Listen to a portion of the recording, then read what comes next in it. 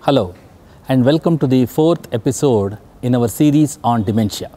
In the previous episodes, we learnt about fundamental aspects of dementia, its definition, causes, risk factors, prevention, diagnosis and management. In this episode, we are going to change our focus and deal with tips and strategies for caregivers, that is, people in the family, for example, who take care of patients with dementia. Come, let us meet our expert.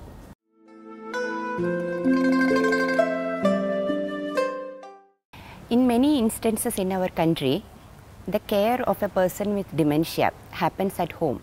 Usually the person is cared for by one or more family members, usually the female family members. It could be the wife, it could be the daughter or daughter-in-law.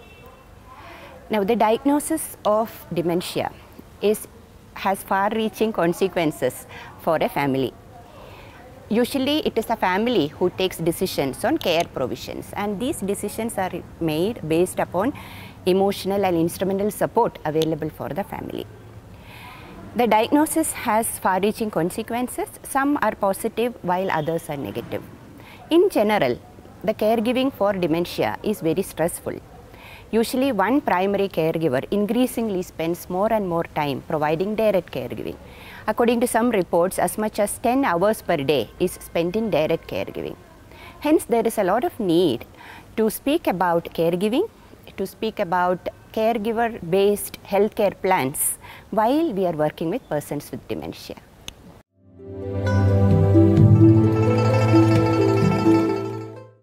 It will help to have an individualized, person-centered care plan for a person with dementia. The decline associated with the dementia is associated with a spiraling of losses. Usually these losses start much before we receive the diagnosis.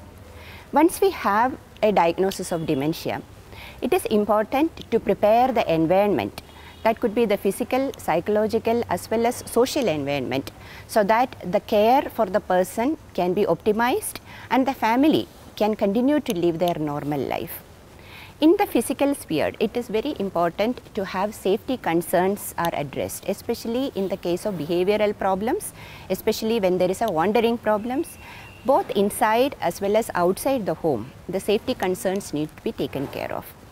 It is also important to have meaningful planned activities, the structure and routine that we plan for everyday activities, wherein ensuring maximum independence for self-care for the person is very important.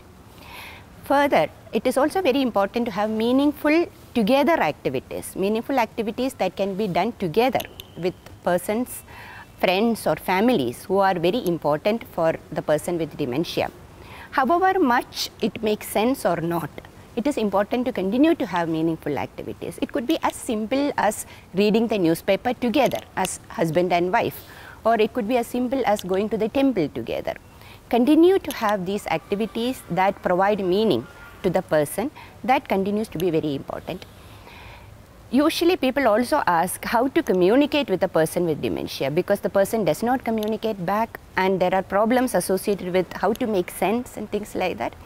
It will be helpful to avoid elder speak, speaking loudly, speaking using too simplified languages. It is important for all of us to remember that the diagnosis of dementia does not mean that the person is no longer a person. The person continues to be a person with his own personality, his own respect, identity, just that we are not able to reach out to them. So it is important for us to communicate effectively with him, at least attempt to do this with due respect. So speaking to the person by calling his name, introduce yourself each time you speak to the person, always approach the person from the front and always give him a chance to speak. These are all some of the important tips that can help to enhance the communication even when there is a diagnosis of dementia.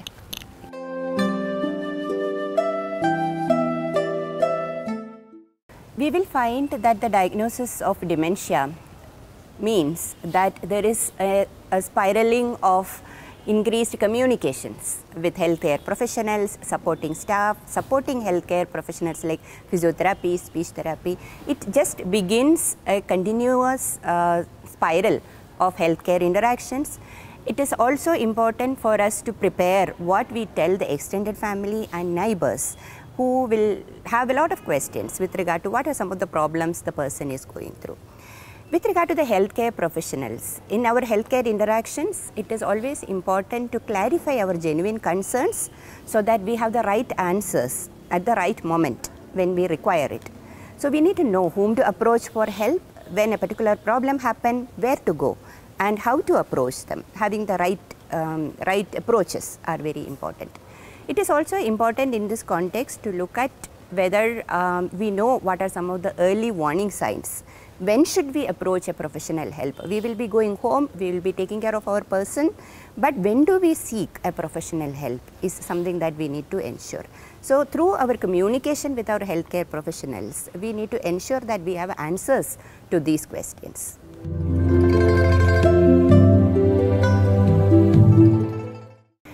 It may at times look that the person with the dementia is giving you a hard time in terms of his challenging behavior, increased questioning, increased demands for this and that. Please keep in mind that it is not anything personal or intentional. You are having a hard time, but the person is also having a hard time.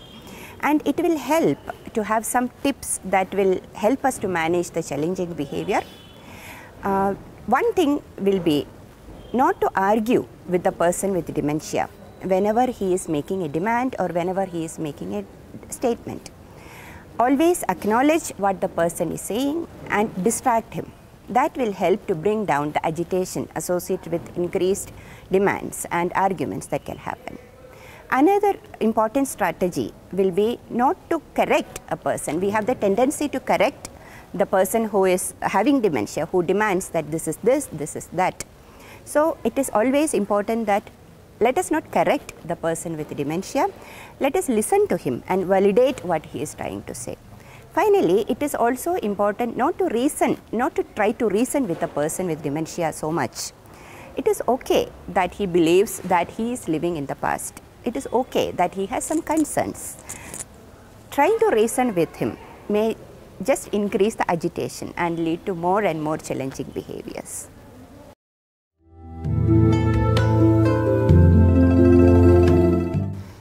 As we go forward in the caregiving journey, we will find that our own health as the caregiver is equally important as that of the person with dementia. It is important for us, as caregivers, to be sensitive to the changes that are happening in our own mental health, being alert to the changes and warning signs of distress like depression, anxiety, the changes that are happening in our routine in terms of sleeplessness, in terms of increased anxiety. Being sensitive to these will make us more alert to seek help. Please do not hesitate to seek help for yourself. Just the fact that you are caring for a person with dementia does not mean that you should not seek help when you need help also. So seek help. Do not hesitate to seek help, know where to approach, be in touch, identify and be in touch with resources that will provide help for caregivers. Family caregiving support groups are there. Be in touch with them, be part of their meetings. There will be a we feeling that comes together by coming together, and that will help us to manage our own distress better. This concludes the 4th episode in our series on dementia. In this episode, we learned about tips and strategies that could be applicable to caregivers who take care of dementia patients. We will be back with the next episode. Namaste.